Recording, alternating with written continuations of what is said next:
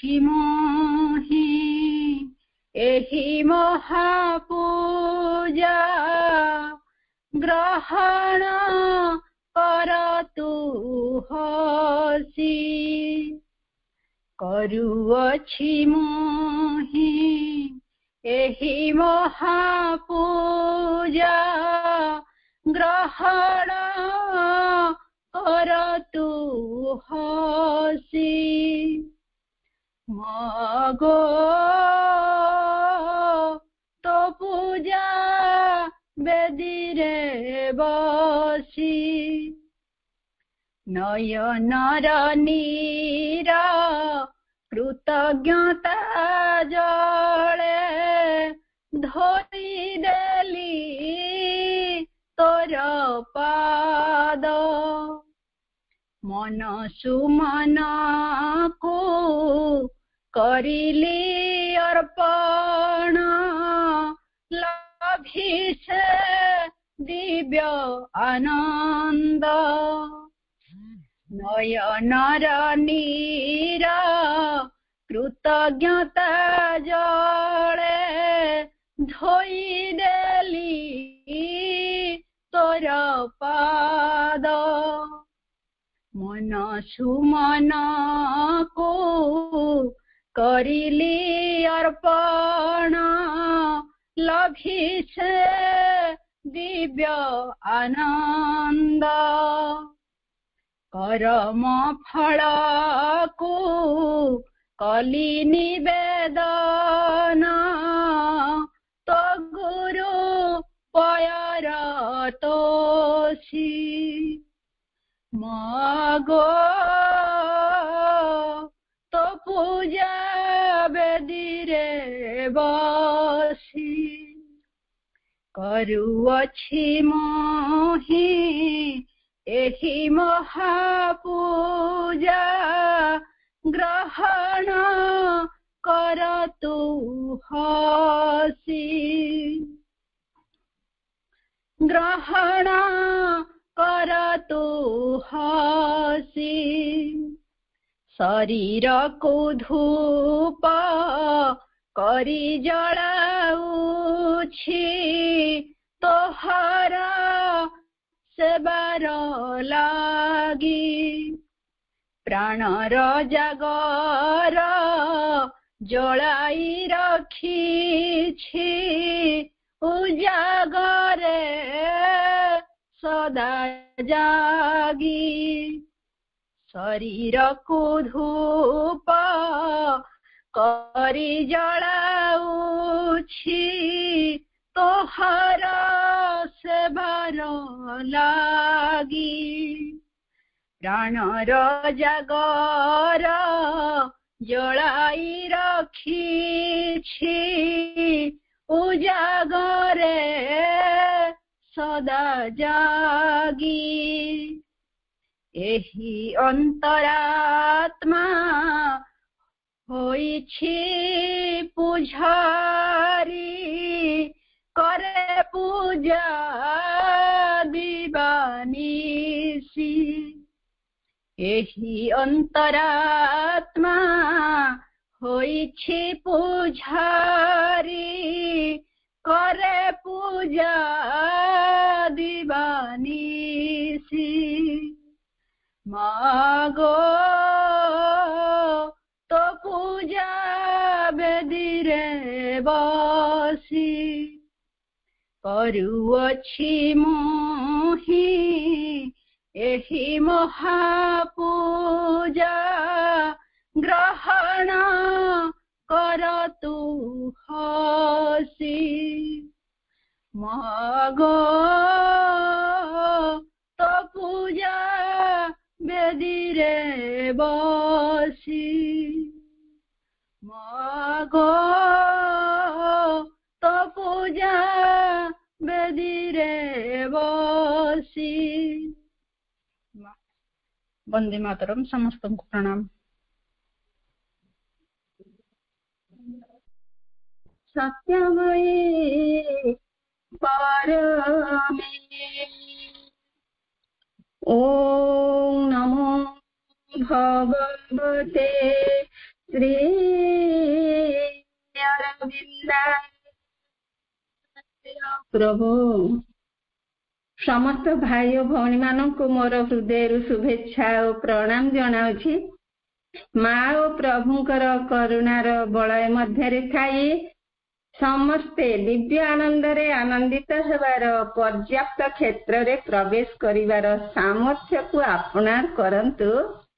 ଏହିଭଳି ପ୍ରାର୍ଥନା ରଖି ଆଜିର ଆଲୋଚନାରେ ପ୍ରବେଶ କରୁଅଛି।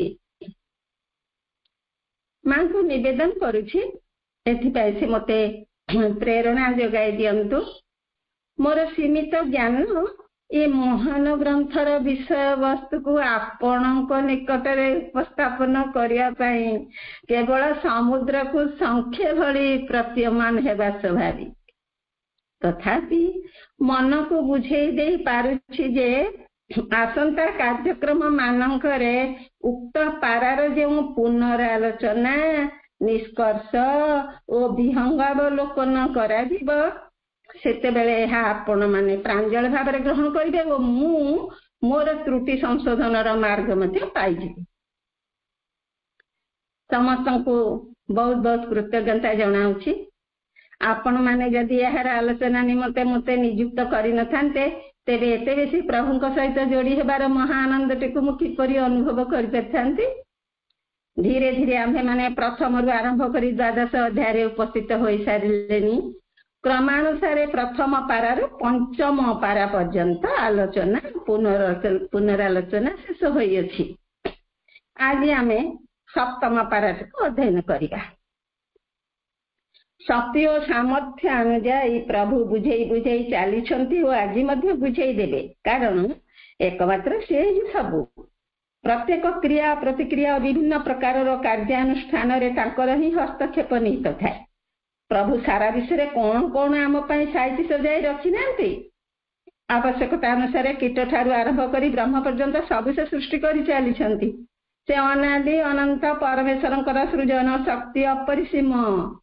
ଆନନ୍ଦର ସମ୍ଭାର ପ୍ରତ୍ୟେକଟି ସ୍ଥାନରେ ସୃଷ୍ଟି ଆରମ୍ଭରୁ ହିଁ ଆଜି ପର୍ଯ୍ୟନ୍ତ କରି ଆସୁଛନ୍ତି ଓ ଆଗକୁ ମଧ୍ୟ କରୁଥିବେ, ଯେ ପର୍ଯ୍ୟନ୍ତ ତାଙ୍କର ଉଦ୍ଦେଶ୍ୟ ପୂରଣ ହୋଇ ନ ପାରିଛି। ସର୍ବଶ୍ରେଷ୍ଠ ସୃଷ୍ଟି ତାଙ୍କର ମନୁଷ୍ୟ ସମସ୍ତ ସମ୍ଭାବନା ତା ଭିତରେ ଭରି ଦେଇ ପଠାଇଛନ୍ତି ଏହି ସ୍ୱର୍ଣ୍ଣ ସ୍ନାତ ବସୁନ୍ଧରାକୁ, ଯେଉଁଠାରେ ସେ ଅନୁଭବ କରିପାରିବ ଜୀବନର ପ୍ରକୃତ ଆନନ୍ଦକୁ। ପ୍ରଜ୍ଞାର ପ୍ରଭାବରେ ପ୍ରଭାବିତ ହୋଇ ଖୋଜି ପାଇପାରିବା ତା ଜୀବନର ଅସଲ ସତ୍ୟକୁ। ତାଙ୍କର ଅଂଶ ଠିକ୍ ତାଙ୍କରି ପରି ହୋଇ ଉଠିବାର ପ୍ରଚେଷ୍ଟାରେ ଅହରହ ଲାଗି ରହିବ। ମିଥ୍ୟା ମାୟା ଓ ମୋହରେ ଜୀବନର ବହୁମୂଲ୍ୟ ସମୟର ଅପବ୍ୟବହାର ନ କରି ପ୍ରତ୍ୟେକ ମୁହୂର୍ତ୍ତକୁ ବିଜ୍ଞ ଭାବରେ ବିନିଯୋଗ କରି ଅଜ୍ଞାନ ଅନ୍ଧାରରୁ ନିଜକୁ ମୁକ୍ତ ରଖିବ। ପିତାମାତା ନିଜ ନିଜର ସନ୍ତାନ ମାନଙ୍କର ପ୍ରଗତି କାମନା କରି ଯେଉଁ ଯେଉଁ କାର୍ଯ୍ୟର ଧାରା ଓ ପ୍ରଣାଳୀର ପ୍ରୟୋଗ କରନ୍ତି, ପ୍ରଭୁ ଠିକ୍ ସେହିପରି ତାଙ୍କରି ଠାରୁ ସୃଷ୍ଟ ତାଙ୍କର ସନ୍ତାନ ମାନଙ୍କ ପାଇଁ ଅହରହ ଗତିସ୍ପନ୍ଦନର କ୍ରିୟାକୁ ଅବ୍ୟାହତ ରଖିଛନ୍ତି। ଯାହା ମଧ୍ୟ ଦେଇ ଏହି ମନୁଷ୍ୟ ସାଜି ପାରିବ ତାଙ୍କ ଲୀଳାର ଏକ ଯନ୍ତ୍ର। ବିବର୍ତ୍ତନ ଧାରାରେ ପୃଥିବୀକୁ ସେ ଆଗେଇ ଆଗେଇ ନେବାରେ ସହଯୋଗ କରିବ। କିନ୍ତୁ ଦୁଃଖର କଥା ତଥା ପରିତାପର ବିଷୟ ଏହି ଯେ ପରମଙ୍କର ଏହି ଆଶା ବର୍ତ୍ତମାନ ପର୍ଯ୍ୟନ୍ତ ସୁଦ୍ଧା ପୂରଣ ହୋଇପାରି ନାହିଁ। କାରଣ ମନୁଷ୍ୟ ବର୍ତ୍ତମାନ ଏକ ମଧ୍ୟବର୍ତ୍ତୀକାଳୀନ ପରିବେଶ ଓ ପରିସ୍ଥିତିରେ ନିଜକୁ ନିଜେ ହିଁ ଛନ୍ଦି ଦେଇଛି। ଆନନ୍ଦର ପ୍ରାଚୁର୍ଯ୍ୟ ଚତୁର୍ଦିଗରେ ବ୍ୟାପ୍ତ ହୋଇ ରହିଥିଲେ ମଧ୍ୟ ତାହା ତାର ଦୃଷ୍ଟିର ଅନ୍ତରାଳରେ ରହିଯାଇଅଛି। ତାକୁ ଖୋଜି ପାଇବାର ଶକ୍ତି, ସାହସ ଓ ସାମର୍ଥ୍ୟ ନିକଟରୁ ସେ ହାରି ଯାଇଛି। ଅତ୍ୟଧିକ ଅଯଥାର୍ଥ କାମନା, ବାସନା ଓ ଅହଂ ପ୍ରଣୋଦିତ ଦିବ୍ୟ ଦୃଷ୍ଟିରୁ ବଞ୍ଚିତ ହେବା ଫଳରେ ମିଥ୍ୟା ତାକୁ ସତ୍ୟ ରୂପେ ପ୍ରତୀୟମାନ ହେଉଅଛି। ଛୋଟ ଶିଶୁମାନେ ଖେଳନା ଧରି ଆନନ୍ଦରେ ବିଭୋର ହେବା ସଦୃଶ ସେ ପାର୍ଥିବ ମୋହରେ ବଶୀଭୂତ ହୋଇ ଅହରହ ଅକ୍ଳାନ୍ତ ପରିଶ୍ରମ କରି ଚାଲିଛି କେବଳ ଆନନ୍ଦର ସନ୍ଧାନ ପାଇଁ ମାତ୍ର। କିନ୍ତୁ ପଥଭ୍ରଷ୍ଟ ପଥିକ ପରି କେବଳ ସମୟର ଦୁରୁପଯୋଗ କରୁଅଛି। ଯାହାକି ହେଉଅଛି ତାର ଅସରନ୍ତି ଦୁଃଖ ଓ ଯନ୍ତ୍ରଣାର ଗନ୍ତାଘର। ଐଶ୍ୱର୍ଯ୍ୟ ଓ ଆନନ୍ଦର ଶିଖରରେ ସେ କିପରି ବା ପହଞ୍ଚି ପାରିବ? ଏହା ଅସମ୍ଭବ ଅଟେ। ଆନନ୍ଦ ପ୍ରତ୍ୟେକ ସ୍ଥଳରେ ଲୁକାୟିତ ଭାବରେ ବିଦ୍ୟମାନ। एथिपाई जे ताकु दर्शन करने निमंते जी अंतर्दृष्टि आवश्यकता रही ताहा मनुष्य हासिल कर पार्थिव मोहर ओहरी जिते से प्रकृत सत्यर संधान में अभिक्षा को जारी रखिब ठीक से से पाई पारिब परिपूर्ण आनंद। आनंद है लीलार एकमात्र प्रेरणा। शिशुर आनंदटी को आम देखा। शिशुटी जिते ठुकु ठुकु हो चले गुलु गुलु कथा कहे और तार से लाल टुकटुक ओठरे जिते हसर बधुली फूल फुटी जाए से समय से केते आनंदित न हुए। खाली कौन एका से आमे मध्य आनंद रे आत्महरा हो उठू। कवि जिते तार कल्पना को रूप प्रदान करे से आनंद को प्रकाश करने भाषार दैन्यता तो निश्चित भाव रहा निसंदेह। अभिनेता अभिनय करी निजे आनंदित हेबा संगे संगे अन्य मानक मध्य आनंदित करे। निज निजर सृजनी शक्तिर विकास और प्रकाश भितर रही केवल आनंद ही आनंद। एही लीला लीलाकार और लीलांगन भितर केवल से ही हेउछंती सबु। समस्त सृष्टि तांकरी ठारू आसीअछि और किछि क्षण पर शेषरे तांकरी पाखकु ही फेरी जाउअछि। केही रही नहीं रहिबे नाहिटी भव रंग भूमि तले सर्वे निज निज अभिनय सारी बाहुडीबे काल भळे। मात्र किछि क्षण अभिनय करिबा पई आम्ही माने एठाकु प्रेरित होइअछु एहा हमर धारणा मध्यरे नाही। जदि थांता तेबे सेही परम प्रभु ही होइथान्ते आमर एकांत आपणार तांकरी पाई बंचंतु केवल तांको निमंते ही जीवन धारण करंतु और तांकरी चिंता ही आमर सर्वश्रेष्ठ चिंता होइथान्ता। किंतु आमर बहिर्मुखी मन विपरीत मार्गटी को ही अनुसरण करिबारे लागिछि। एहा ही हेउछि व्यर्थतार निदर्शन। वर्तमान सप्तम पाराटीर प्रथम वाक्यटी को अध्ययन करुछि। एथिरे तीनोटी वाक्य रहिछि। प्रथम वाक्यटी को पढ़िबा। Since then, eternal and immutable delight of being, moving out into infinite and variable delight of becoming, is the root of the whole matter. We have to conceive one indivisible conscious being behind all our experiences, supporting them by its inalienable delight and effecting by its movement the variations of pleasure, pain, and neutral indifference in our sensational existence. Since then, आबहमान काल शाश्वत परिणाम रहित सचिदानंद सत्ता अनंत वैचित्रमय लीला सबु प्रस्फुटित कराई आसुचंती। वैचित्रमय आनंद सबु प्रकाशित करिबारे लागिछंती। Is the root of the whole matter. एई जहा हमें देखिबा को पाउछु तांकर गतिस्पंदन माध्यम रे जेउ जेउ लीला सबु प्रकाशित हो जाउछि से सबुर मूल रे से होउछंती आधार। Is the root of the whole matter. प्रत्येक घटनार मूल होउछंती से। We have to conceive. आमे धारणा करनबा कहबो आमे भाबी नबा कहबो। प्रभु कहउछंती आमे एटा भाबी नबा। कोन भाबी नबा ना वन इंडिविजुअल कॉन्शियस बीइंग। एक मात्र गोटे सचेतन सत्ता बिहाइंड ऑल आवर एक्सपीरियंसेस। ये आमर अंतराल रे आमर समस्त अनुभूतिर अंतराल रे रहिछंती। रही कोन करछंती supporting them by its inalienable delight of effecting by its movement the variations of pleasure, pain, and neutral indifference in our sensational experience existence.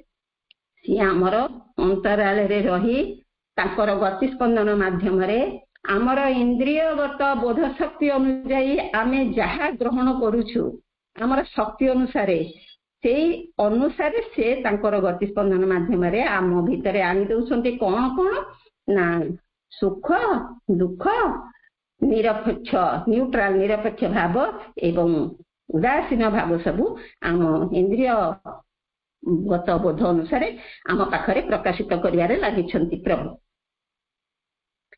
शाश्वत परिणाम रहित आनंदमय सत्ता ही अंतहीन और वैचित्रमय संभूतिर आनंद रूपे आपना को प्रकाशित करुछि। आमे एही सत्यटिकु सकल सत्तार मूल रूपे ग्रहण करनेले आमको आमर सकल अनुभूतिर पछरे रहिथिबा एक अखंड सत्तार मध्य कल्पना करिया को पड़िबो। आमर सकल अनुभूति को यही अखंड सत्ता आपनार अविच्छेद्य आनंद द्वारा धारण करी रहिछि एवं आपनार गतिस्पंदन द्वारा आम इंद्रिय बोध क्षेत्र में सुख दुख निरपेक्ष उदासीन वैचित्र गुड़ी को फुटाइबारे लागिछि। सृष्टिकर्ता सृष्टिर शेष नहीं। ए गुरु बहु होई लीला रचना करिवार प्रयास तांकर निजस्व। जहा जहा विश्व में रहिछि से समस्त ही तांको सृजनात्मक शक्तिर विकास मात्र। तांको बिना कौनसी ठारे किछि भी काहा द्वारा संभव होई परिबो नाही। से एक एवं अद्वितीय। प्रत्येक स्थल से आनंद रूपे ही विद्यमान। जिते बेले आमे गोलाप गछर डालटी देखू से केवल कंटा ही कंटा थाए तो आम डालटा प्रथम देखू कौन सब रंग दिशा खाली कंटा गुड़ा थाए ना कौन खाली डालटा से कंटा परिपूर्ण डालटी भितर जे गोटे सुबासित पुष्पर संभावना रूप से आनंद तिष्टि रही आम दृष्टि अंतराल थाए। किंतु जदि आमे आमर अंतर्मुखी प्रभाव प्रभावित होई उर्वर मृत्तिका प्रस्तुत करू और प्रचुर सूर्य किरण और वायु चलाचल होता स्थान में डालटी को रोपण करी प्रतिदिन स्नेह श्रद्धा आंतरिकतार सहित संपर्क स्थापन करी जत्न ने तेज कौन हुए? सुंदरिया फुलटे फुटी जाई महकरे महकाई दिए। सौंदर्य परिपूर्ण पुष्पटीर महकरे आनंदमयंकर उपस्थिति आमको विभोर करे। ईश्वर प्रत्येक क्षेत्र में आनंद यही रही लुचिकी रही आमको ताको बाहर करने हम तांकु देखिबा भली योग्यतार आमको योग्य होबाकु ही पड़िबो। सबुर मूल से एक ही सच्चिदानंदଙ୍କର उपस्थिति root of the whole matter. प्रत्येक घटनार से ही मूल स्वरूप अटंती। एही सत्य को यदि आमे ग्रहण करनेबा ताहेले हमर प्रत्येक अनुभूतिर पछरे से ही अखंड सत्तांकर आनंदमय निर्देश ही रहिछि। से निजर आनंद द्वारा ही एहाकु धारण करिसंती। आम भितरे तांकरी सत्ता विद्यमान अंतराल रही आमर प्रत्येक सुख दुख और तटस्थ अवस्था को निरीक्षण करुछंती। तांकरी गतिस्पंदन द्वारा आम इंद्रिय बोध क्षेत्र में सुख दुख और निरपेक्ष उदासीनतार भाव वैचित्र गुड़ी को फुटाइबारे निजर कार्यधारा को जारी रखिछंती। प्रभु का सृष्टिर श्रेष्ठ जीव मनुष्य बुद्धि विवेक ज्ञान मन विचार शक्ति सब प्राप्त होई ही धरारे अवतीर्ण। दुखर कथा विश्वर विभिन्न क्षेत्र में आनंद अनुभव कर न पारी केवल दुख कष्ट और जंत्रणा रे ही जर्जरित हुए। पशु पक्षी बरं ताठारु अधिक परिमाण रे स्वाधीन आनंद उपभोग करिवार सामर्थ्य से परिपूर्ण। किंतु निजर अपरिणामदर्शिता एवं विभुदत्व अमूल्य संपदर अपव्यवहार ही होइथाए दुखर एकमात्र कारण। पार्थिव प्रलोभनर आकर्षण रे मनुष्य निजको एपरि आबद्ध करि रखि देछि जहा फल से मुकुली आनंदर महासागर रे निज जीवनर तरीटिकु प्रभुक सानिध्य निमंते बाहि नेबा पई से असमर्थ पार नहीं। समस्तंकर इंद्रिय बोध ज्ञान एक प्रकार नुहे। निजर स्वभाव भावभंगी और बंचार रुचि संपन्न मार्जित चलनी दृष्टि इंद्रियानुभूति भिन्न भिन्न हेबा स्वाभाविक। केही केही संसार समस्त कार्य लिप्त थाई किपरि प्रति मुहूर्त भगवत अभिमुखी हो पारे से उद्यमटी को अविराम और अविच्छिन्न भाव जारी रखिछंती। अंतर्मुखी मनोभाव सेमानंकु पंकरुजात पद्मिनी परि शुद्ध अपूत और निर्मल करी विभु पदार बिंदरे निवेदित करि देई अछि।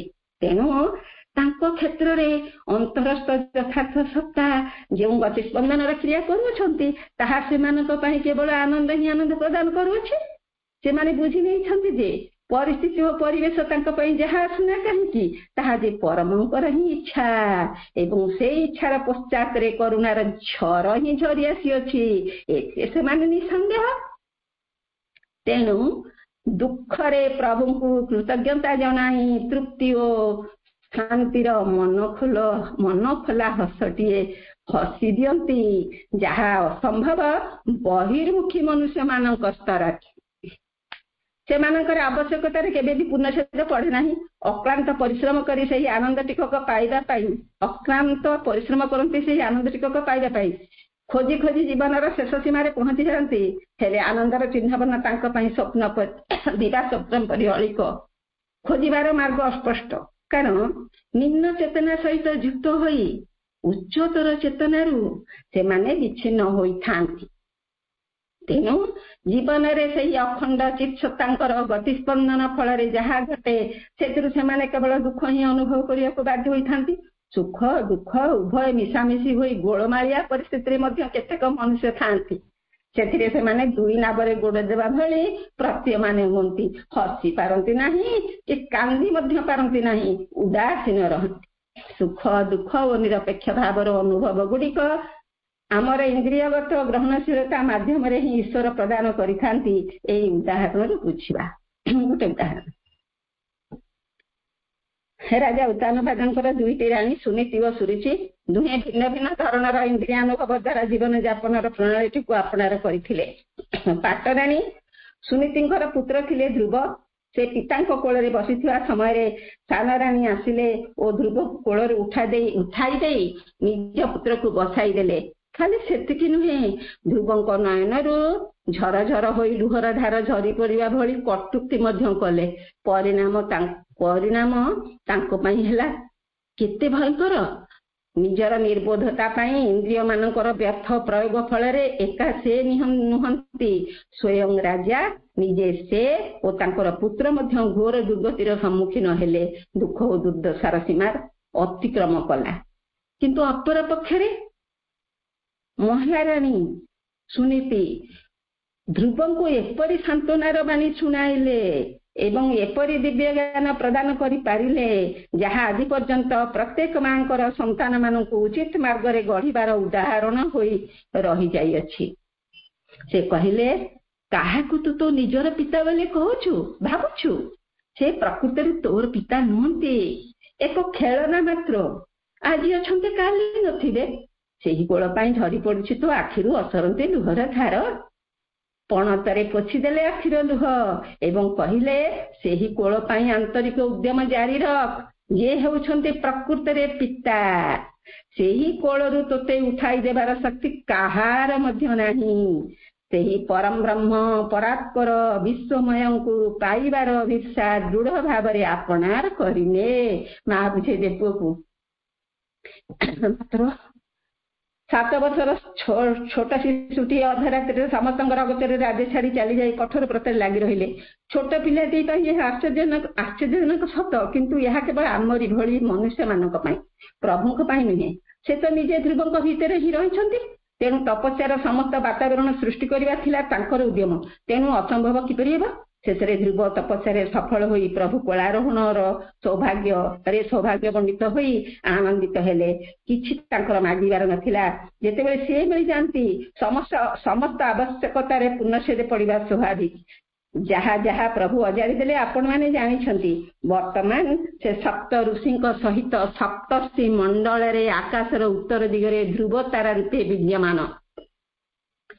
ଏହା ହିଁ ପରମେଶ୍ୱରଙ୍କର ଲୀଳା, ତାଙ୍କ ଗତିସ୍ପନ୍ଦନର କାର୍ଯ୍ୟକ୍ରମ।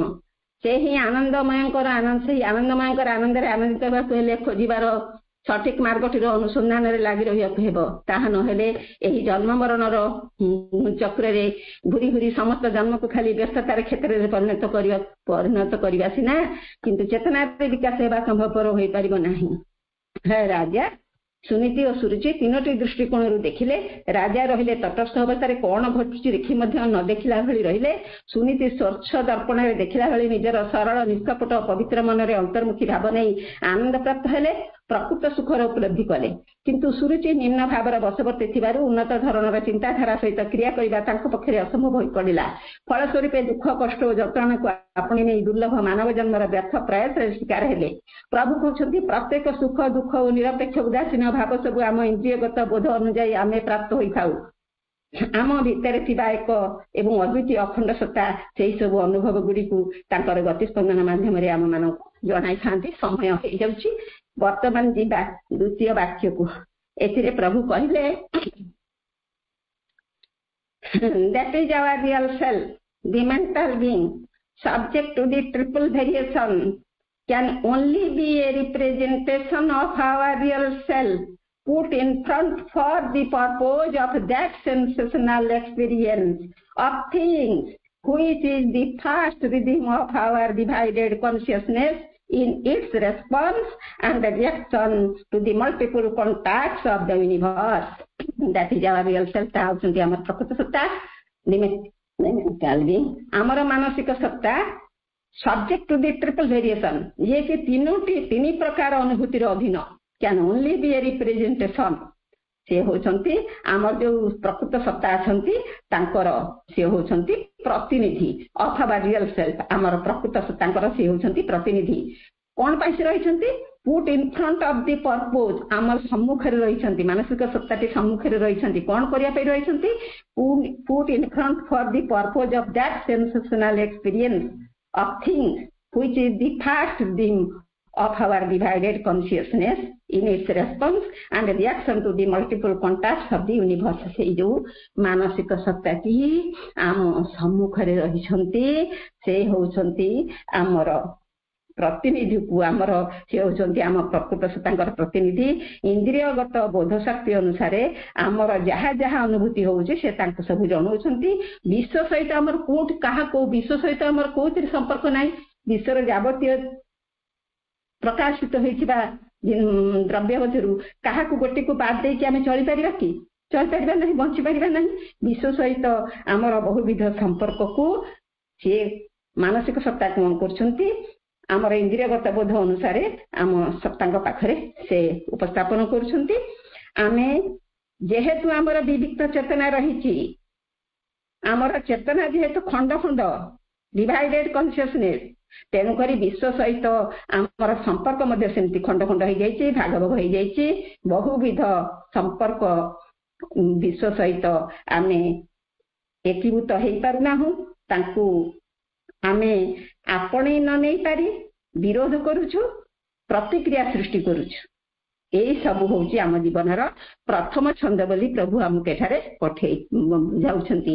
ए जो धारणा गुडक आमर आसुची से होची आमर विविक्त चेतनार प्रथम छंद प्रभु हमको बुझौछंती। आ प्रथम छंद से अखंड सत्ता होची आमर यथार्थ सत्ता, that is our real self. से सत्ता आमर प्रकृत सत्ता है, सुख दुख उदासीन रीति त्रिविध कंपनर अधीन रहिथिबा मनमय सत्ता केवल ताहार एक कारीगरी मात्र।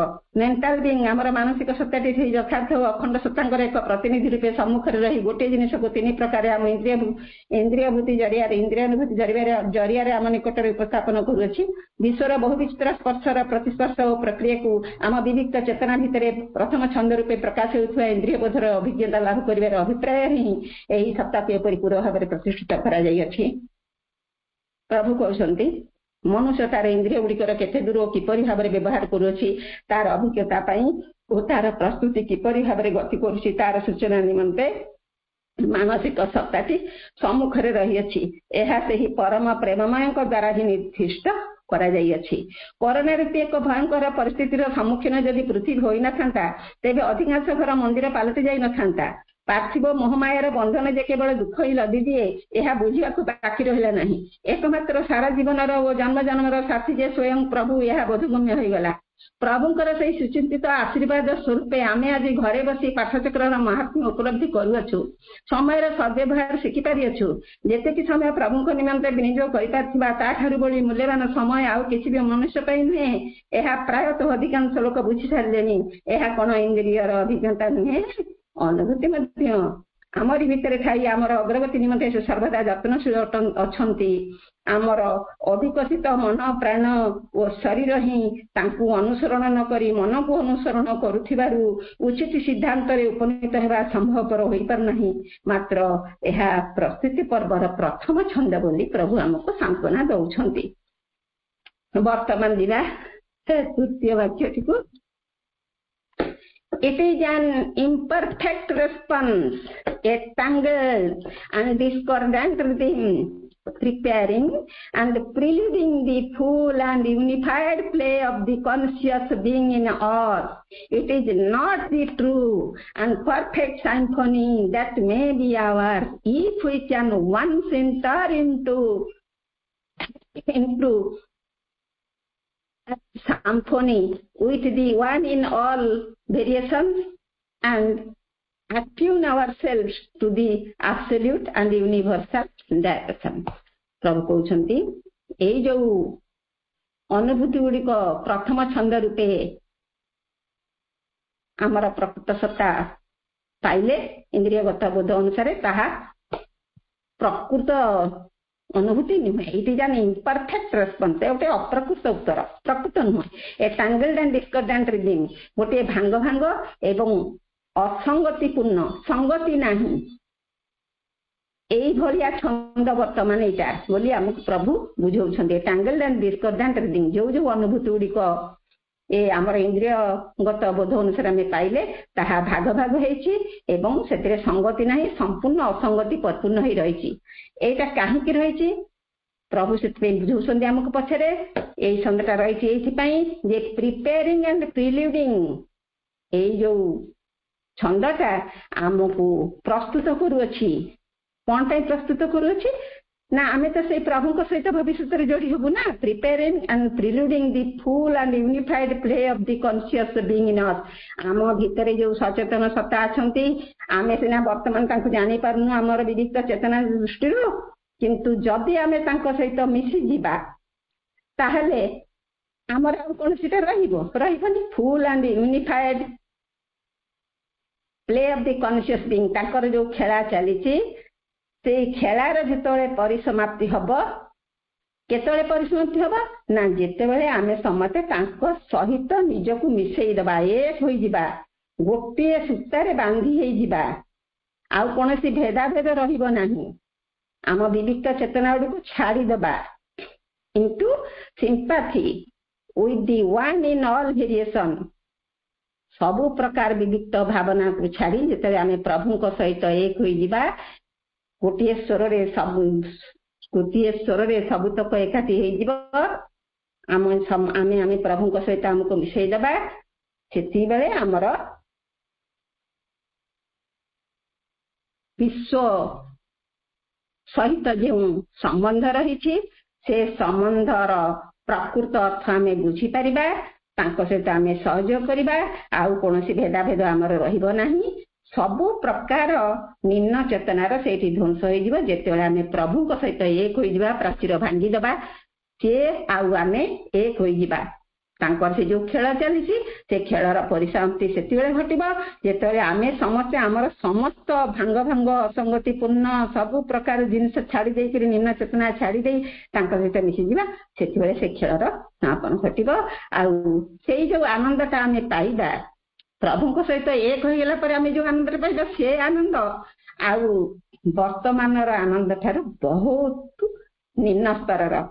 ये जो प्रभु सहित मिसा जो आनंद पाइले आम से प्रकृत आनंद पूर्व जो आनंद पाउथिले से केवल ता पछरे केवल आमर दुख कष्ट ही थिला. यही प्रतिस्पर्श बड़ अपूर्ण ये छंद भितर बहुत जटिलता और वैषमता रही. आम भितर दिने से चेतन पुरुषर जो परिपूर्ण एक लीला संघटित केवल तार पूर्वायोजन और पूर्वाभास मात्र सकल वैचित्र मध्य थे से एक और द्वितीय सहित एकानुभूति आबुद्ध हो पारे परम तथा विश्वमय ऐक्य स्वरूप सहित आपणार स्वरूप एकाठी दे पारे आम जो यथार्थ परिपूर्ण ऐक्यतार अधिकारी हो पारू यह कदापि नुहे. बर्तमान आम स्थिति जहाँ इंद्रियगत अनुभव अनुसार आम इंद्रियगत बोध आमर बर्तमान एभली भाव रही जहाँफल कौन जिनिस को आम तार प्रकृत स्वरूप देखि न पारि भिन्न भिन्न आकार भाग भाग भाव प्रत्येक प्रकृत सत्य उपेक्षा कर मिथ्या भली ग्रहण करने बाध्य हो जाइछु. कारण संपूर्ण पूर्णता प्राप्ति होना अंधार भितर बाहरी धीरे धीरे आम आलोक स्तर में उपनीत होगा आरंभ करूँ. हठात संगे संगे कौन कार्य प्रकृत मार्ग में ठीक भाव में हो न पार स्वाभाविक कथा. उदाहरण स्वरूप देखा जमे जिते गीत गाइबा आरंभ करे से कौन पूरापूरी निर्गुण भाव में परिवेशन करे गीत पारे नहीं. से चेष्टा आंतरिकता श्रद्धा और भल पाइबा रहिले ही अभ्यास बल दिने प्रार्थना परिणत हो विभु पदरे समर्पित हो जाए. ए सबू से परमकर ही क्रिया तांकर हस्तक्षेप नथिले उद्यम अध्यवसाय प्रेरणा प्रचेषा अभिशा ये सब किसी भी संभव हो पार ना. प्रभु कहते यही भाव में मनुष्य दृष्टि अंतराल थाई निजर अनंत वैचित्रमय गतिस्पंदन माध्यम से मनुष्य को से पूर्णता दिगरे ही नहीं जाउछंती. यही अपूर्णता स्पष्ट स्पष्ट नुहे, बहु विभिन्नता बहु असंगति परिपूर्ण ବୁଝାଉଛନ୍ତି ପ୍ରଭୁ ହତାଶ ହେବାର କିଛି କାରଣ ନାହିଁ। ସେଇ ପରମ ପ୍ରେମମୟ ପ୍ରଭୁ ଏହି ଅପୂର୍ଣ୍ଣତାକୁ ଏହି ଅସଙ୍ଗତିକୁ ଗତିସ୍ପନ୍ଦନ ମାଧ୍ୟମରେ ଆମର ଶକ୍ତି ଓ ସାମର୍ଥ୍ୟ ଅନୁଯାୟୀ ଇନ୍ଦ୍ରିୟ ବୋଧ ଜ୍ଞାନ ଦ୍ୱାରା କ୍ରମାନୁସାରେ ତାଙ୍କରି ଉଦ୍ଦେଶ୍ୟ ପୂରଣ ଲାଗି ହିଁ ହାତ ଧରି ଶ୍ରଦ୍ଧାର ସହିତ ନେଇଯାଉଛନ୍ତି। ଏହି ସମୟ କ୍ଷଣସ୍ଥାୟୀ ଦୀର୍ଘସ୍ଥାୟୀ ବିଲକୁଲ ନୁହେଁ। ଏହା ନିର୍ଭର କରେ ଆମମାନଙ୍କର ଅନ୍ତଃକରଣର ଶୁଦ୍ଧତା ଉପରେ। ଅତି ମାନସ ଶକ୍ତି ଅବତରି ଅଛି। ମା ସୂକ୍ଷ୍ମ ଭାବରେ ଆମ ଆଧାରରେ ତାହା କିପରି କାର୍ଯ୍ୟ କରିପାରିବ ସେଥିପାଇଁ ପ୍ରେରଣା ଯୋଗାଉଛନ୍ତି। ଯେତେବେଳେ ତାଙ୍କ ଆଡ଼କୁ ଆମେ ନିଜକୁ ଖୋଲି ଧରିବା, ଅନ୍ତର୍ମୁଖୀ ଭାବ ସହିତ ବାହ୍ୟ ଚେତନାରୁ ନିଜକୁ ମୁକ୍ତ ରଖିବା ସହ ଉଚ୍ଚତର ଚେତନା ସହିତ ଯୁକ୍ତ ହୋଇ ପ୍ରୟାସକୁ ବଢାଇ ଚାଲିବା, ସେତେ ଶୀଘ୍ର ଏହା କାର୍ଯ୍ୟକାରୀ ହୋଇପାରିବ। ବର୍ତ୍ତମାନର ଅପୂର୍ଣ୍ଣତାକୁ ସେ ପୂର୍ଣ୍ଣତା ପ୍ରାପ୍ତି ଦିଗରେ ନେଇଯାଉଛନ୍ତି। ଆମେ ମଣିଷ ମାନେ ସବୁ ଜାଣିଶୁଣି ମଧ୍ୟ ନ ଜାଣିଲା ଭଳି ବେଶ ଅଭିନୟ କରିପାରୁ। ବିବର୍ତ୍ତନ ଧାରାରେ ପୃଥିବୀକୁ ଆଗେଇ ନେବାରେ ସହଯୋଗ ଯେ ଆମମାନଙ୍କର ଏକାନ୍ତ କାମ୍ୟ ଓ କର୍ତ୍ତବ୍ୟ, ଏହା ଆମର ଧାରଣା ଭିତରେ ନାହିଁ। ଗୁଡାଏ ମିଥ୍ୟା ପ୍ରଲୋଭନ ଯାହା ଅଳିକ ପାଣିର ଗାର ପରି ଅସ୍ଥାୟୀ କ୍ଷଣିକ, ତା ପଛରେ ଅନ୍ଧ ଭଳି ଅଣ୍ଡାଳି ଆମେ ପଥଭ୍ରଷ୍ଟ ପଥିକ ହିଁ ସାଜିଅଛୁ। ଯେତିକି ସମୟ ପ୍ରଭୁଙ୍କର ସାନ୍ନିଧ୍ୟରେ ଥିବା, ତାଙ୍କରି ଚେତନାରେ ଥାଇ କେବଳ ତାଙ୍କରି ଉଦ୍ଦେଶ୍ୟରେ ନିଜକୁ ବିନିଯୋଗ କରୁଥିବା, ସେତିକି ଆମ ଶେଷ ଜୀବନର ଶାନ୍ତି ନିମନ୍ତେ ସାନ୍ତ୍ୱନା। ଏହା ବୋଧଗମ୍ୟ ହେଉନାହିଁ। ଥରେ ଯଦି ପରମାନନ୍ଦ ଏହି ଈଶ୍ୱରଙ୍କ ସହିତ ଗୋଟିଏ ସୂତ୍ରରେ ବାନ୍ଧି ହୋଇଯିବାର ଆନନ୍ଦରେ ଆନନ୍ଦିତ ହୋଇଯିବା, ତେବେ ଲୁଚକାଳି ଖେଳର ପରିସମାପ୍ତି ଘଟିବ। ଯାହା ପାଇଁ ସବୁର ସମାହାର, ଯଦି ସେ ମିଳିଯିବେ ତେବେ ଅପ୍ରାପ୍ତ ବୋଲି ଆଉ କଣ ରହିବ? ସବୁ ପାଇବାର ଆନନ୍ଦରେ ମାନବ ଅଧିଷ୍ଠିତ, ପ୍ରତିଷ୍ଠିତ ଓ ସୁରକ୍ଷିତ ହୋଇଯାଏ। ଏହି ସ୍ଥିତିର ଆନନ୍ଦ ମନୁଷ୍ୟର ପୂର୍ବାବସ୍ଥାରେ ଥିବା ଆନନ୍ଦର ଯଥେଷ୍ଟ ଊର୍ଦ୍ଧ୍ୱରେ। ଏକତ୍ୱ ସମସ୍ତ ମଧ୍ୟରେ ଥାଇ ସମସ୍ତ ବିଭିନ୍ନତାର ବିନାଶ ହୁଏ। ଏହା ହିଁ ପ୍ରଭୁଙ୍କର ଇଚ୍ଛା। ପ୍ରତ୍ୟେକଟି ମନୁଷ୍ୟ ଶରୀରରେ ନିଜେ ପ୍ରଭୁ ଅଭିଭୁକ୍ତ ହେବେ, ଧରା ପରିଣତ ହେବ ସ୍ୱର୍ଗରେ। ଏଥିପାଇଁ ଆମର ସମର୍ପଣ, ଭକ୍ତିଭାବ, ନିଷ୍ଠା ଓ ଆନ୍ତରିକତାର ସହିତ ହେବା ଏକାନ୍ତ ଜରୁରୀ। ପ୍ରକୃତ ସମର୍ପଣର ଏକ ଜ୍ୱଳନ୍ତ ଉଦାହରଣ ଆପଣମାନେ ପଢିଛନ୍ତି। ଅଭିମନ୍ୟୁ ସାମନ୍ତ ସିଂହାରଙ୍କର ଲେଖା। ମୋତନୁ ଦଗ୍ଧ ହେଲେ ହେବ ତ ଖାର, ସେ ଖାର କରିଦେବ ପାଦପେ ସାର, ସେତରୁ କାଷ୍ଠ ଦେଇ ବର୍ଦ୍ଧକି ହସ୍ତେ, ଗଢାଇ ଦେବ ପ୍ରଭୁ ପାଦୁକା ମୂର୍ତ୍ତେ। ଆମେ ତ ଏଇ ଜୀବନରେ ଯାହା ଅଛି ତାକୁ ସମର୍ପଣ କରୁଛୁ ବୋଲି ମୁହଁରେ କହିଦେଉଛୁ, କିନ୍ତୁ କାର୍ଯ୍ୟରେ ପରିଣତ କଲା ଯେ କେତେ ଦୂର ତାହା ନିଶ୍ଚିତ ଭାବରେ ଆମେ ଆମର ଆତ୍ମସମୀକ୍ଷା ମାଧ୍ୟମରେ ଜାଣିପାରିବା। ଶ୍ରୀ ରାଧା କହୁଛନ୍ତି ସଖୀମାନଙ୍କୁ, ମୋ ଶରୀର ଜଳିଯିବା ପରେ ଭସ୍ମ ହୋଇ ଖାର ହେବ, ସେଇ ଖାରକୁ ବୃକ୍ଷ ମୂଳରେ ସାର ଭାବରେ ଦେଇଦେବ। ସେଇ ଗଛ ବଢିଗଲେ ତାର କାଠ ନେଇ ବଢେଇକୁ ଦେଲେ ସେ ମୋ ପ୍ରଭୁଙ୍କ ପାଇଁ 2ଟି ପାଦୁକା ଗଢିଯିବ। ପ୍ରଭୁ ତାକୁ ପିନ୍ଧି ଚାଲିବେ, ସେ ପାଦୁକା ତିଆରି କରିଦେବେ ମୋ ପ୍ରଭୁଙ୍କ ପାଇଁ ବୋଲି ରାଧା କହୁଛନ୍ତି। ଶରୀରର ଶେଷାଂଶ ମଧ୍ୟ ସମର୍ପଣ ହେଉ, ଏହି ଅଭିପ୍ସା ରଖିଛନ୍ତି। ସେହି ସମର୍ପଣ ପାଇଁ ହିଁ ବଂଶୀଟି କେବଳ ରାଧାଙ୍କର ହୋଇ ରହିଯାଇଅଛି। ଅଷ୍ଟପାଟବଂଶୀଙ୍କର ଶତ ଚେଷ୍ଟା ସତ୍ତ୍ୱେ ମଧ୍ୟ ସେ ସ୍ୱର ଶୁଣିବା ସମ୍ଭବପର ହୋଇପାରି ନାହିଁ। ଏହିଭଳି ରାଧାଙ୍କ ଭାବ ନେଇ ଆମେମାନେ ଭାବାତ୍ମକ ପରିସ୍ଥିତି ଓ ପରିବେଶ ସୃଷ୍ଟି କରିବା ପାଇଁ ଆପ୍ରାଣ ଉଦ୍ୟମକୁ ଜାରି ରଖିବା ନିମନ୍ତେ ମା ସାମର୍ଥ୍ୟ ପ୍ରଦାନ କରନ୍ତୁ, ଏହା ହିଁ ପ୍ରାର୍ଥନା।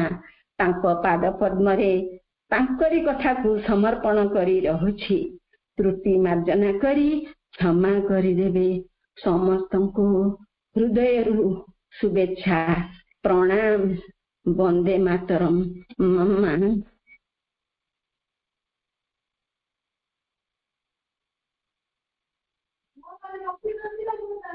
ଅଶେଷ ଅଶେଷ ଧନ୍ୟବାଦ ଅପା। ଅପା ବହୁତ ସୁନ୍ଦର ଭାବରେ ଏଇ 7 ପାରାକୁ ବୁଝାଇ ଚାଲିଥିଲେ। ଆମେ ଯାହା ବୁଝିଲେ, ଯୋଉ ଏକମେବା ଦ୍ୱିତୀୟଙ୍କ ସହିତ ଏକାତ୍ମତା ଅର୍ଜନ କରିବା ଆମ ଜୀବନର ଲକ୍ଷ୍ୟ, ଯୋଉ ପରମାନନ୍ଦ ଆମ ଜୀବନରେ ଭିତରେ ଏବଂ ବାହାରେ ପ୍ରକାଶିତ ହେବେ, ଆମ ମଧ୍ୟ ଯେଉଁ ଭଗବାନ ପ୍ରକାଶିତ ହେବେ, ଏଇ ଯୋଉ ଇନ୍ଦ୍ରିୟାନୁଭୂତି ଦେଇ ଆମେ ଯାହା ଅନୁଭବ କରୁଛୁ, ତା ପଛରେ ଯଦିଓ ସେଇ ପରମଙ୍କର ଉଦ୍ଦେଶ୍ୟ ନିହିତ ଅଛି, ତଥାପି ଏଇ ଯୋଉ ପଜିଟିଭ, ନେଗେଟିଭ ଆଉ ନ୍ୟୁଟ୍ରାଲ, ଏହି ତିନୋଟିର ଅଧୀନ ଯୋଉ ମନୋମୟ ସତ୍ତା, ଏହା କେବଳ ତାଙ୍କର ସେ ସ୍କିଲଫୁଲ ୱାର୍କ ହିଁ କେବଳ ଅଟେ। ଏବଂ ସେଇ ବିଚିତ୍ରତାକୁ ଆମେ ଯେତେ ଇନ୍ଦ୍ରିୟାନୁଭବ ଦେଇ ଅନୁଭବ କଲେ ମଧ୍ୟ ଏହା ତାର ପ୍ରଥମ ପର୍ଯ୍ୟାୟ କେବଳ, ଏହା କେବଳ ତାର ପୂର୍ବ ଆୟୋଜନ ଏବଂ ପୂର୍ବାଭାସ ମାତ୍ର। ଏବଂ ଏହି सुंदर आलोचना को महाप्रभु पाखरे आम निवेदन करदेबा। आज शांति पाठ वर्तमान अच्छी मु सुनंदा आपा को अनुरोध करुच्ची से शांति पाठ करेंगे तापर आमर कार्यक्रम को आग को नेबा। अपा ओ सर्वे भवन्तु सुखिनः सर्वे सन्तु निरामया सर्वे भद्राणि पश्यन्तु मा कश्चित् दुःखभाग् भवेत्। ओम गृह शांति अंतरिक्ष शांति पृथ्वी शांति आपः शांति औषधय शांति वनस्पतयः शांति विश्वदेवाः शांति ब्रह्म शांति सर्वं शांति शांतिरेव शांति सामा शांतिरेधि। ओम शांति शांति शांति। ओम पूर्णमदः पूर्णमिदं पूर्णात् पूर्णमुदच्यते पूर्णस्य पूर्णमादाय पूर्णमेवावशिष्यते। ओम शांति शांति शांति। महाप्रभु प्रणाम सब भाई को मोर प्रणाम। माँ धन्यवाद अप्पा। वर्तमान बुले भाई को अनुरोध आसंता काल कार्यक्रम निर्धारण करेंगे भाई। अपा नमस्कार समस्त को प्रणाम वंदे मातरम। आसंता काली कार्यक्रम सावित्री पाठ गायत्री अपा ध्यान प्रार्थना लुना अपा मातृवंदना अजय भाई परिचालना विष्णुप्रिया अपा शांति पाठ अनुपमा राउत कही आसंता काली कार्यक्रम सावित्री गायत्री अपा ध्यान प्रार्थना लुना अपा मातृवंदना अजय भाई परिचालना विष्णुप्रिया अपा शांति पाठ अनुपमा राउत अपा।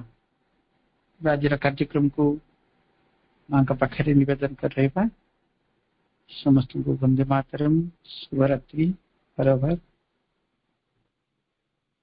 ओम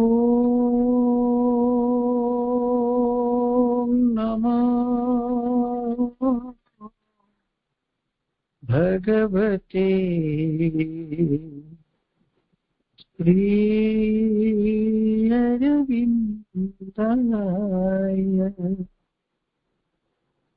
श्री माता शरणं मम श्री अरविंद शरणं मम श्री माता शरणं मम श्री अरविंद शरणं मम वंदे मातरम हर हर।